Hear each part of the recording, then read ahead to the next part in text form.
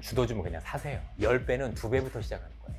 좀 더 심도 있게 시장이나 주도주를 고르는 방법들에 대해서 제가 또 말씀을 드릴까 합니다. 자료는 이미 다 준비되어 있습니다.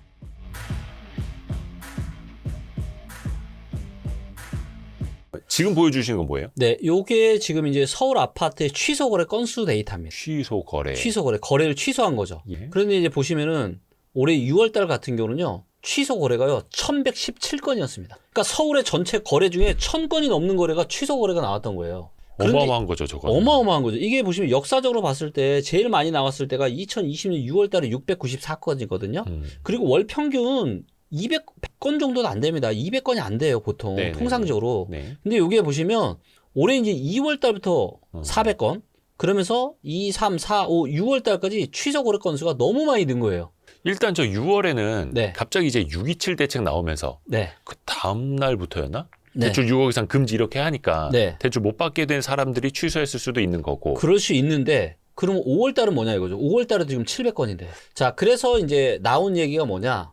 올해 상반기 부동산 시장이 굉장히 특이했거든요. 뜨거웠죠. 예. 굉장히 갑자기. 뜨거웠는데, 이게 왜 취소 거래가 문제가 되냐면, 취소 거래를 그 누구도 단속하지 않았습니다. 그러니까 예를 들어, 공인중개사 그냥 네. 짜고 치면은 신고가 하나 만들고, 돈 하나도 이체 안 하고 그냥 거래했다라고 하고, 신고하고, 나중에 원래 취소해버리는 거예요. 네. 그래도, 그러면 사람들은 어디 아파트가 신고가 찍잖아요?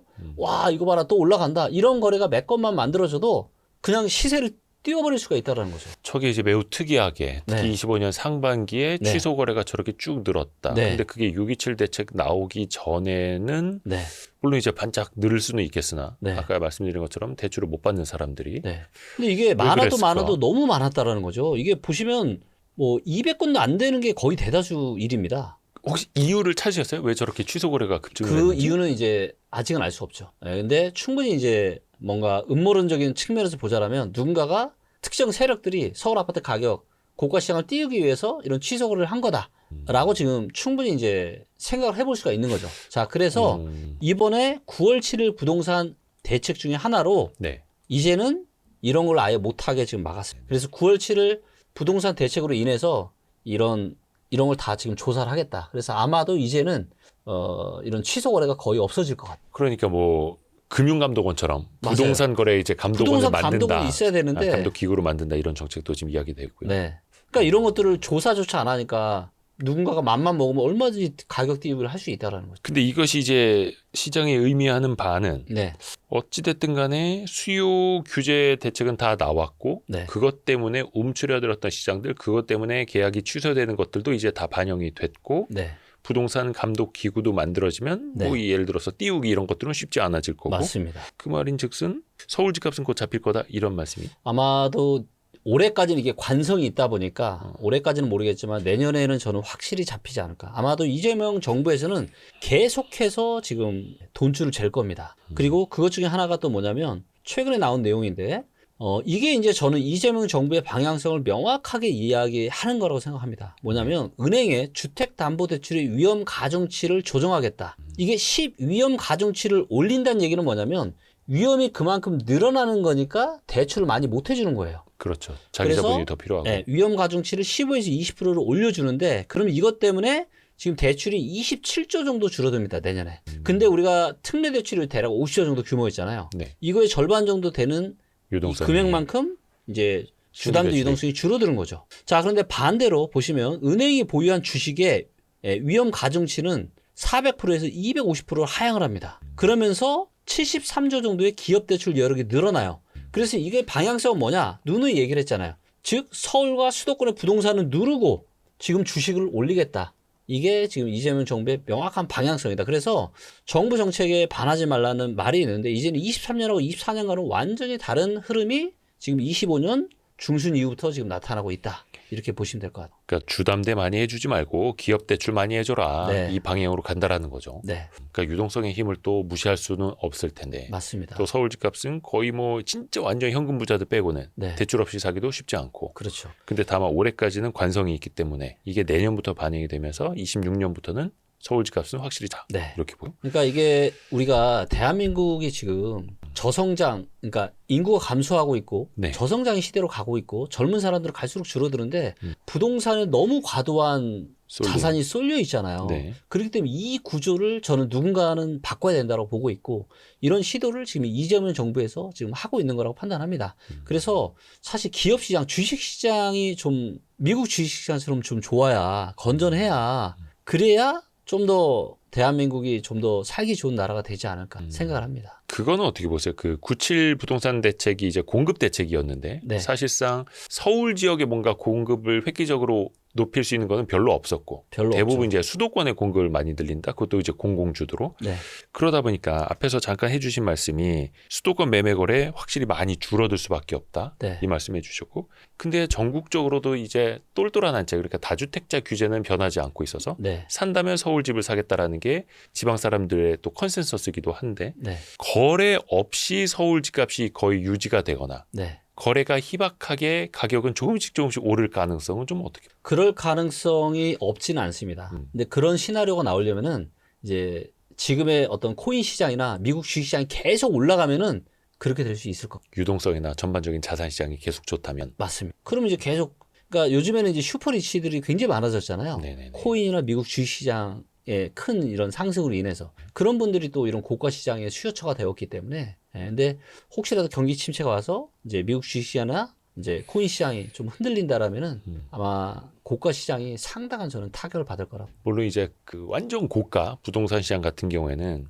뭐 예를 들어서 50억짜리 집이 한 달에 뭐 수백 건 이렇게 거래되는 것도 아니고 네. 어쩌다 한번 찍히는 게 신고가 맞아요. 무슨 뭐 이해가 잘 안 됩니다. 막 50억, 60억, 70억 이렇게 가는 거 보면 네. 그 슈퍼리치들한테는 그 사이에 1, 20억은 네. 큰 문제는 뭐 아니다 이렇게 해석을 할 수도 있는데 네. 그거는 말 그대로 일부에 네. 근데 또 그게 어찌됐든 간에 부동산은 기준가가 돼버리고 맞아요. 근데 다만 이것도 다른 자산 시장이 어느 정도는 유지가 되어야 네. 가능할 거다라고 네. 보시는 거고요. 네. 그러니까 저는 지금 강남의 고가 부동산 시장을 보면요. 2020년과 21년, 22년 한 상반기 정도까지의 강남의 상업용 부동산 시장이 떠오릅니다. 지금 강남의 이런 강남이나 서초의 고가 아파트 있잖아요. 네. 월세 수익률 혹시 얼마 정도 될 것 같으세요? 정말 안 되지 않을까? 1.3% 정도 됩니다. 1.3%.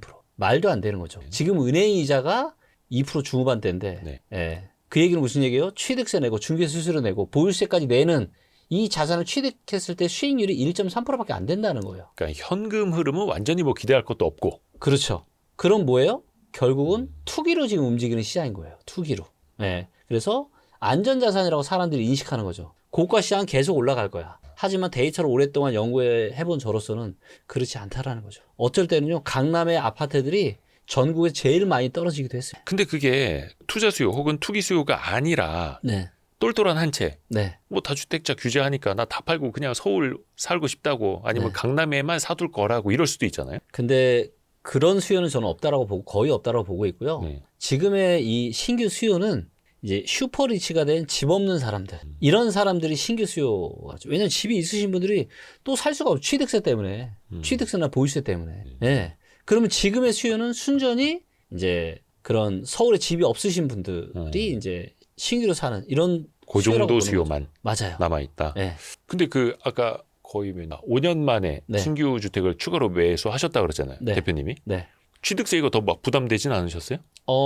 그런 부분들까지 다 감안해서 지금 투자를 했습니다. 저는 이제 2021년 10월 달 이후로는 다 제가 매도만 했거든요. 줄여왔고 예, 다 팔았습니다. 그리고 이제 다시 양도세 좀 되죠. 양도세 많이 냈죠. 많이 냈습니다. 근데 이제부터 추가로 주택수를 늘리신 건 네, 그런 기회비용과 네, 거래비용 같은 걸 감안을 하더라도 네. 무릎 아래의 가격이 왔기 때문이라는 맞습니다. 판단이시겠죠. 그리고 제가 산 지역은 호재가 또 엄청나게 많은 지역 샀습니다. 그래서 수요 데이터도 좋고 공급 데이터도 좋고 호재 데이터도 좋고 그래서 이제 제가 생각하는 완벽한 이제 육각형 부동산이라고 판단을 해서 네. 4월에 한 채 사고 8월 달에 또 한 채. 오. 아무튼 이제 또 이거는 보시는 분들마다 네. 상황이 다르고 네. 수요가 다를 수 있습니다. 그래서 뭐 누구에게는 투자 수요일 수 있겠으나 누구에게는 진짜 완전 실수요일 네. 수도 있겠고 그러면 그 지방이라든지 아니면 수도권 일부 지역을 말씀해 주신 거는 투자 수요, 실수요 그거는 구분 없이 네, 기회가 될 수 있다 이렇게 보시는 거고요. 맞습니다. 특히 실수요분들에게 제일 좋은 기회가 되겠죠. 근데 왜 그 무주택자 비중이 그 비율이 크게 변하진 않는다 하더라고요. 네. 집을 안 사시는 분들은 그냥 안 산다.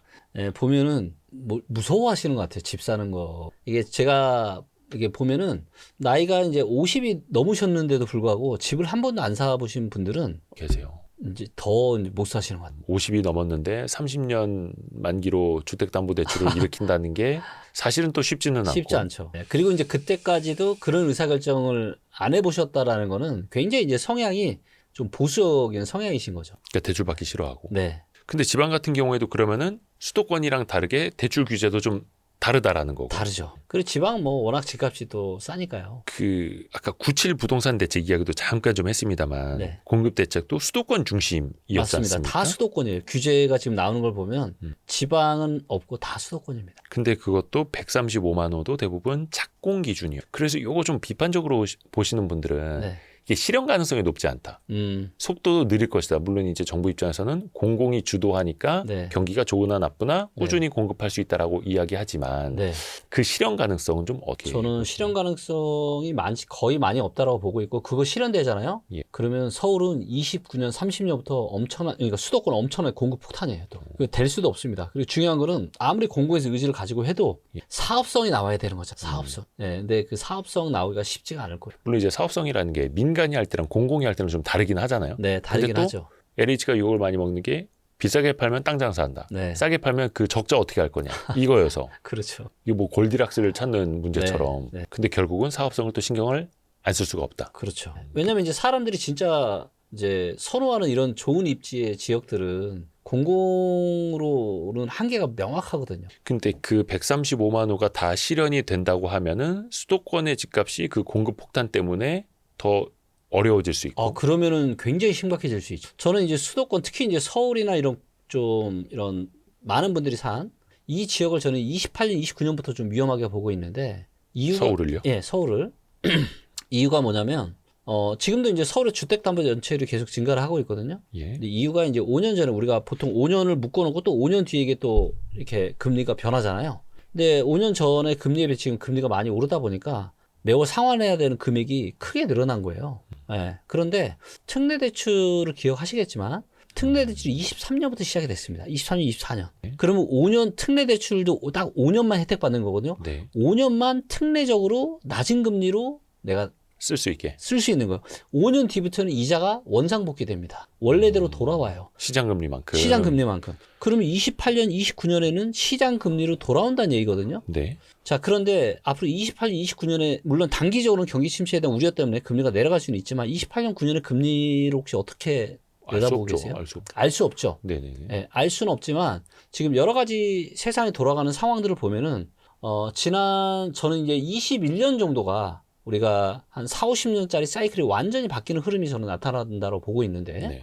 미국의 이제 10년짜리 이제 국채 금리를 보면 큰 세상의 사이클을 알 수가 있는데 80년대 초중반에 고점 찍고 출렁출렁하면서 계속 떨어졌잖아요. 네네네. 왜냐하면 이때는 국가들끼리 서로 화합을 했잖아요. 싸우지 않고. 그러다 보니까 뭐 철은 여기가 싸고 고무는 여기가 싸고 인건비는 여기가 싸고 그럼 인건비 싼 나라에 공장 지어서 원자재가 싼 나라에서 수입해다가 물건 만들면 물가가 올라가기가 힘들잖아요. 네. 그런데 지금은 공급망이 붕괴되고 그러면서 이제 인건비가 싼데 공장을 짓는 게 아니라 미국이 지금 공장 지으라고 하잖아요. 그렇죠. 거기다 관세 정쟁 하고 있죠. 이 모든 것들이 의미하는 바는 물가가 앞으로 계속 올라갈 거다. 그러니까 디플레이션의 시대에서 인플레이션의 시대로. 그러니까 이게 같이 그러니까 상황은 경제 상황 디플레이션인데 물가 상황은 지금 인플레이션인 거죠. 예. 거기다가 지금 이제 어떤 이 이상 기후로 인해서 먹을 거 식료품 물가가 계속 올라가고 있잖아요.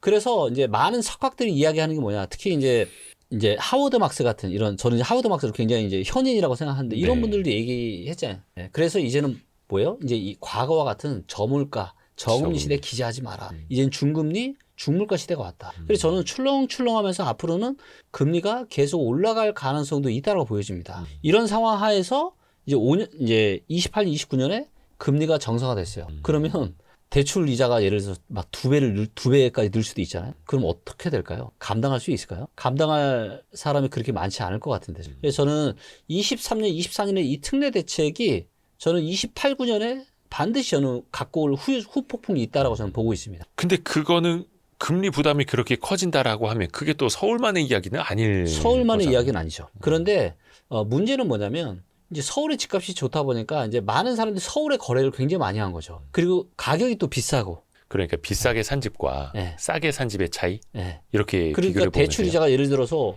50만 원에서 100만 원 늘어나는 거라 200만 원에서 400만 원 늘어나는 거는 완전히 다른 얘기인 거죠. 그리고 그 아까 지역 이야기도 이제 지방에서도 일부 지역 그리고 또 신축까지 이야기를 좀 해주셨는데 네, 지방이 그렇다고 해서 다 좋아질 수는 사실은 또 없는 거고 맞아요. 뭐 지방 소멸의 문제도 있고 네, 수요는 또 한정된 네, 걸 또 감안을 해본다면 그래서 아까 이야기해 주신 것처럼 지방 중에서도 신축이거나 정말로 호재가 있는 네. 지역 위주로 맞아요. 그럼 조금 더 혹은 이제 투자의 기회가 뾰족해지는 거예요. 뾰족해질 가능성이 높습니다. 지금 상태로는. 그런데 혹시라도 지금도 지방에는 다양한 지금 부양 정책들을 지금 하고 있거든요. 뭐 이렇게 얼마 이하는 다주택자 네. 규제에서 빼주고 뭐 이런 공시지가 것들. 2억 이하는 뭐 주택수에 안 들어가고 또 중고급 미분양 같은 경우도 주택수 안 이런 좀 혜택들이 좀 있어요. 그런데 이제 혹시라도 경기 침체가 오게 되면은 네. 그러면 아마 이제 정부에서도 이제 다주택자 취득세 규제를. 중과를 좀 풀거나 아마 부동산의 우호적인 정책들이 나오게 될 겁니다. 이런 일들은 IMF 이후에도 있었고 금융위기 이후에도 있었습니다. 그래서 혹시라도 위기가 온다라면은 아마 그런 정책들도 저는 나오지 않을까 또 예상을 좀 해보고 있습니다. 그건 이제 상황에 따라서. 네. 그러니까 지역 집값까지 너무 막 올라갈 때는 지역마저도 규제를 해버리는 거고. 네. 너무 상황이 안 좋으면 네. 일단 풀 수 있는 것도 다 푸는 거고. 그럼요. 그러니까 정부가 해야 되는 역할은 저는 명확하다고 봅니다. 너무 뜨거운 지역은 워워시켜야 되는 거고 너무 차가운 지역은 또 이렇게 더 이상 떨어지지 부양시켜줘야죠. 않게끔 부양 정책을 또 해야죠. 근데 그게 지금은 그 후자 네. 타이밍에 있는 거고. 네. 다시 또 그 서울 이야기 하나만 더 해보면 네. 어찌됐든 간에 서울에 이제 공급이 너무 부족하기 때문에 맞습니다. 이게 만성적으로 네. 사람들의 기대 심리를 또 계속해서 꿈틀거리게 하지 않습니까? 그렇죠. 그럼 결국에는 재건축 재개발 이런 거 규제를 완화해야 하는데 네. 지난 정부부터 규제 완화한다, 속도 내게 한다, 민간 주도에 이걸 하겠다라는 건 계속 있어 왔잖아요. 그러니까요. 이번 정부에서 그건 아직 건들지는 않고는 있는데. 아니요, 이제 이런 부분들도 좀 진행을 하겠다라고 하는 게 이제 9월 7일 부동산 대책이나 이게 나오고 있는 또 서울시 같은 경우는 신속 통합 기획이라고 해가지고 신속하고 통합적으로 지금 빠르게 재건축 재개발이 진행될 수 있겠다라고 지금 하고 있어요. 그래서 뭐 네. 줄임말로 뭐 신통기획 막 이렇게 네, 얘기했는데 맞아요. 네. 그 들어본 지 정말 오래됐는데 그렇게 해서 그러면 신통방통하게 사업 추진이 잘 되느냐? 그거는 체감들을 이게 하실까요? 왜냐면 네. 이게 자 신통 기획이라는 뭐냐면 일단은 인허가는 이 여기 단계가 대략 한 5년 정도가 걸리는데 앞단에서. 이 앞단을 줄여주겠다는 거예요. 이 뒷단은 정부에서 할 수 있는 게 아니라 이건 민간에서 사업성이 나와야 되는 그렇죠, 거고 이거는 그렇죠. 조합원들이 이거 동의를 해야 되는 거니까. 근데 이 전 단계가 한 5년 정도 걸렸는데 이거를 지금 2년 7개월 정도로 단축을 시켜놨습니다. 일단 신통 기획을 통해서. 네네네. 그래서 이것 때문에 분명히 이제 절차를 간소화하고 이렇게 한 거는 의미가 있어요. 근데 중요한 거는 이 이후 단까지는 손을 댈 수가 없거든요. 이거는 공공이 뭐 민간에 이걸 할 수는 없기 때문에. 근데 이게 또 한 15년, 20년 걸리거든요. 네. 근데 신통기획이 분명히 저는 의미는 있다고 봅니다. 왜냐하면 기간은 분명히 절반 가까이 줄였기 때문에 네. 이 기간도 짧은 기간은 아니거든요. 근데 그 후단에서는 말씀하신 사업성이 또 나와야 되는 거고. 맞아요. 요즘 정말 많이 싸우는 게 그 공사비 때문에. 네, 공사비가 너무 올라가니까. 근데 법원의 판례를 봐도 네. 공사비를 또 올려줘야 한다는 걸로 나오잖아요. 안 그러면 뭐 건설회사 다 망하게 생겼으니까. 그러니까 그러면 조합 입장에서 보면은 어찌됐든 간에 사업성이 더 나와야 되고 그래서 뭐 용적률 더 높여달라 뭐 이런 이야기하고 있고 거기서 계속 이제 맴돌던데요. 맞습니다. 그러면 그 재건축 재개발을 통한 공급도 쉽지는 않게 보시는 거예요? 쉽지 않죠. 왜냐하면 재개발 재건축에서 중요한 거는 사업성이 좋으려면 몇 가지가 필요한데 네. 첫째는 공사비입니다. 그렇죠? 공사비가 이렇게 올라가면은 조합원 입장에서는 사업성이 떨어지고 조합원이 분담금을 내야 됩니다. 자, 그리고 금리가 굉장히 중요합니다. 대부분은 땅을 담보로 조합이 땅을 담보로 대출을 받아서 사업을 하는 게 그렇죠. 기존의 재개발 재건축이었거든요. 네네네. 근데 금리가 높으면은 계속 이자를 내야 되고 더군다나 이제 최근에 이런 1년의 일들로 인해서 공사 기간은 길어지고 공사 멈추고 그럼 이자는 계속 내야 되고. 예. 그래서 한번 생각을 해보시면 아주 예전에 2000년대 뭐 2010년대 전에는 네. 그냥 내가 분담금을 내는 게 아니라 돈도 생기고 아, 집이 생겼습니다. 예. 그렇죠? 막 5층 저층짜리를 그렇죠, 그렇죠. 이거를 뭐 고층으로 만들면서 사업성이 좋아지고 하니까 집도 생기고 돈도 생기고 너무 좋았어요. 네. 그런데 이게 2010년대 중반 어느 즈음부터는 이제 어려워지고. 내가 돈을 내야 되는 거죠, 최소한. 돈을 내가 분담금을 얼마라도 내놓고 이걸 또 해야 됩니다. 자, 그러면 지금 이제 이런 시대가 되고 있는데 나중에는 또 어떻게 될 것 같아요? 나중에 이제 점점점 더 쉽지 않아지는 거죠. 재개발, 재건축이. 그래서 근데 지금 또 주택의 노후화 문제는 굉장히 심각하거든요. 그렇죠. 그래서 저는 개인적으로 빠르게 이런 부분들은 좀 사업성이 나올 수 있게끔 공공에서 빨리 용적률이나 건폐율 이런 거 빨리 좀 혜택을 좀 주고 대신에 그만큼 공공에 뭔가를 기여할 수 있게끔 또 기부 채납이나 뭔가 이런 게 하게 하면 되는 거잖아요. 네. 그렇게 해서 빨리 지금처럼 고물가 이런 공사비 폭등 시대에 지금 자칫 잘못했다가는 정말 지금 새 주택이 정말 계속 없을 수 있거든요. 그리고 이거는 굉장히 사회적으로 분명히 문제가 될 수 있습니다. 그러게요. 그러니까 이게 또 언제까지나 규제를 풀어달라. 규제는 다 풀어주지 않았느냐. 또 네. 이렇게 맴돌면 또 안 되는 거니까 이게 실제로 또 재건축 재개발 활성화로 또 이어져야 하는 거. 근데 이것도 그리고 또 안타까운 게 뭐냐면은 예. 저는 이게 정부가 바뀌어도 부동산에 대한 정책만큼은 왜냐하면 이게 내가 예를 들어서 새 아파트 지려고 해도 이게 금방 뭐 3, 4년에 뚝딱 지을 수 있는 게 아니거든요. 아니죠. 뭐 예, 토지 보상하고 그럼요. 뭐하고 협상하고 시간이 굉장히 많이 걸리는데 이게 정권이 바뀔 때마다 뭐 감나라 뭐 이러면서 또 이게 바뀌어버리면은 그렇죠. 도로남이야 탑으로 돼버리는 거고 그래서 사실 어떻게 보면 정권과는 전혀 무관하게 부동산에 대한 이런 정책에 대한 부분들은 어떤 독립성을 가지고 좀 일을 할 수 있게끔 그렇게 좀 하면은 좀 너무 좋지 않을까 생각합니다. 이상론이긴 하네요. 근데 사실 이렇게 하지 않으면은 이게 진짜 좀, 진짜 쉽지 않을 거예요. 근데 또 이게 부동산 시장을 또 너무 뜨거울 땐 잡아야 하고 너무 또 차가워졌을 때는 좀 살려야 하고 그러니까 그렇죠. 정책도 또 왔다 갔다 할 수밖에 그러니까 없고 정책은 모르겠지만 제가 말씀드린 공급도